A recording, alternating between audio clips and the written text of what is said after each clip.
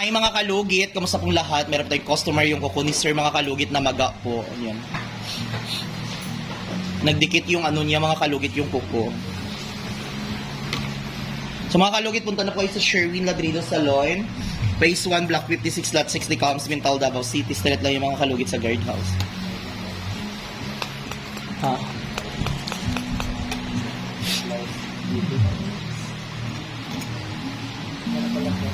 Nagpaugsa ka din sa una gaya daw? Sukuya tulas sa kanila. Oo. Sabi na masinalunan.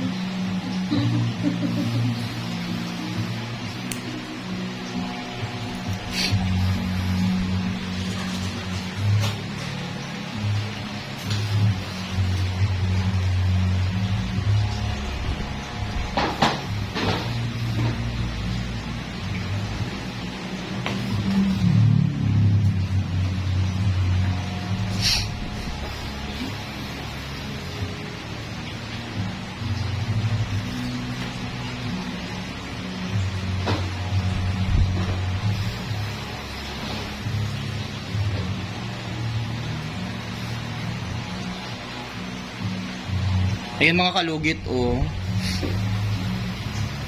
May diabetic po daw si Sir mga kalugit. So dandahan natin para hindi magbigo. 1 year na po kasi po ito.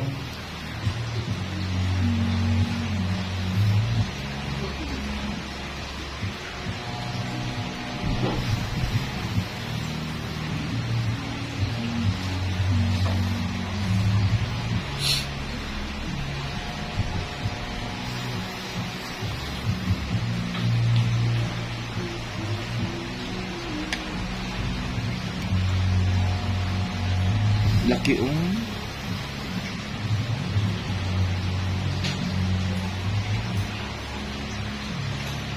Yay!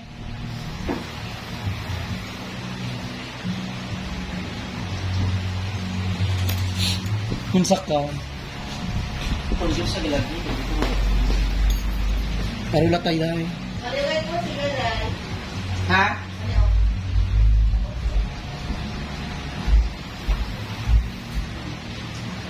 Yay, oh. Churchery. Hindi siya blurred. Dili na. Dark siya. Yung kinaya daw ang ano, sugat daw.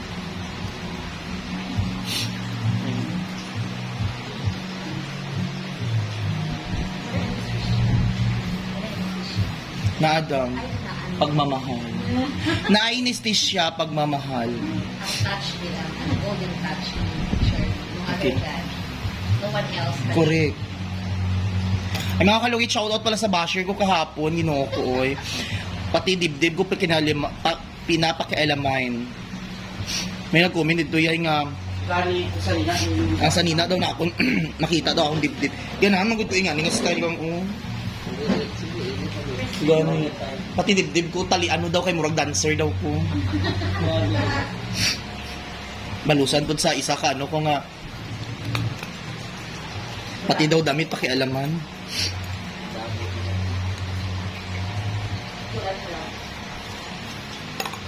Ayan sir, okay na. Medyo okay siya. So dito naman tayo mga kalugit sa kabila.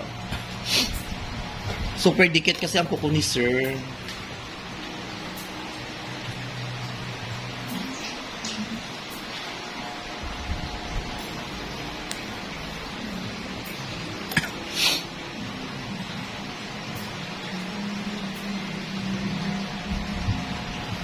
Ay mga kalugit, in case emergency po, kung mamaga po ang inyong kuko, balik po kayo pagka umagahan. Huwag po kayo babalik mga 2 weeks mga kalugit. Huwag po kayo magreklamo kung 2 weeks na mga kalugit kasi hindi na yan namin kasalanan kung saan po kayo pumupunta sa sulok ng mundo. Baka pumunta kayo sa Luzon, Visayas at Mindanao. Wala po kami noon. Kung may diabetic po kayong mga kalugit, tapos namaga na po ang kuko nyo, in case emergency, kung anong mangyayari sa kuko nyo, wala na po kaming kasalanan. Chares. Kasi magreklamo kayo, 2 weeks kayo magreklamo. Hindi yan pwede. Maawa din kayo sa ano. Maawa din kayo sa mga trabahante ng salon, sa may-ari. Huwag po kayo magreklamo kung 2 weeks na. Tapos kung namaga po ang kuko nyo, pumunta po kayo dito para magpatanggal. Hindi po yung kami po ang kung ano mangyari kami ang sisihin. Diyos ko Lord.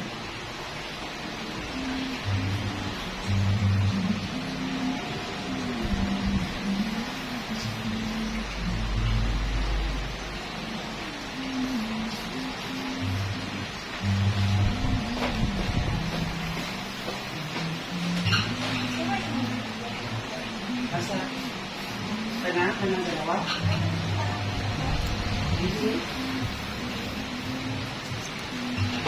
Sir, nag-offer ka, sir? Oo. Kasi, ay, kato siya? Pwede pa, ano to, sir? Sige.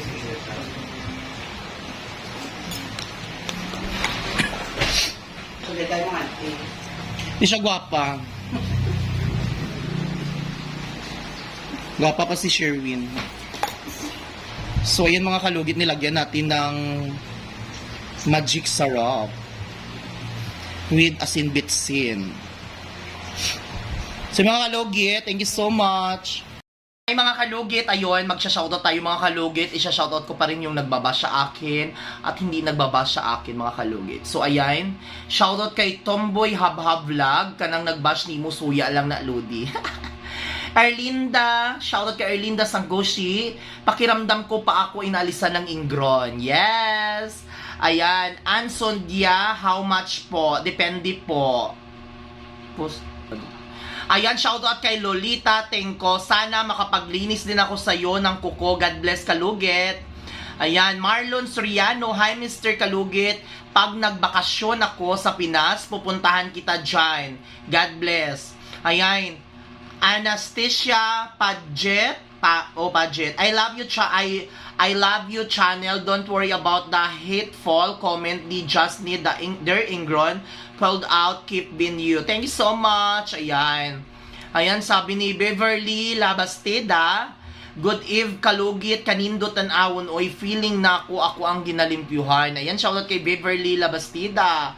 Marlian Saluta, shout out. Kagwapa ni mo Kalugit. Ito, may nag-comment dito ang nagbash sa akin at nag-reply sila. Dami nag-reply. Ayan, shout out kay Pares. Ayan, sabi ni Pares sa akin, bakit lagi ka nakabukas ng dibdib mo? Sana sarado mo na lang, mas bagay sa'yo.